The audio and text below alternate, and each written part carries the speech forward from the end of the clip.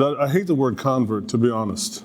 I do not like the word convert, and I really don't like the word revert. If you call me a revert, we cannot be friends. I don't know what that is. But let's just say as somebody that was not born a Muslim, that chose to become a Muslim, and more importantly, for the last 35 years, has consistently chosen to remain a Muslim, that impulse, that decision is driven by the fact that Islam is not necessary. Now, before anybody freaks out, Islam is absolutely necessary for the next life. Again, also, we can't be friends if you ask me my convert story. There's no story to why I just became a Muslim. But I always say the more interesting question is, why have I chosen to remain a Muslim for the last 35 years, where I could have every single day chosen something else?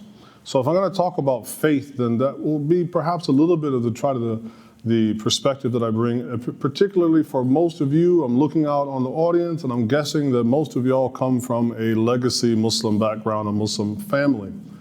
And I feel like there's certain psychologies that come with that, where Islam is always sort of presumed. And therefore, when it comes to the question of, what was it, faith, love, and wealth, I feel like there's a pumpkin spice latte that's going to show up here in a minute. We're going to start doing yoga and mindfulness meditation. I'm like, who came up with this title? All due respect. And then you want a black man to come in here and talk about wealth. I'm like, you're going to need a whole lot of faith if I talk to you about wealth. That's all I know. But seriously, I think sometimes when I look upon my fellow compatriot Muslims that come from Muslim families, is that faith is always a presumption.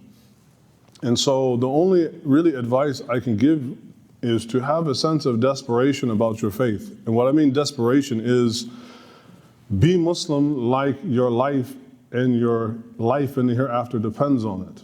Because everything else can come and go. I'll be honest with you.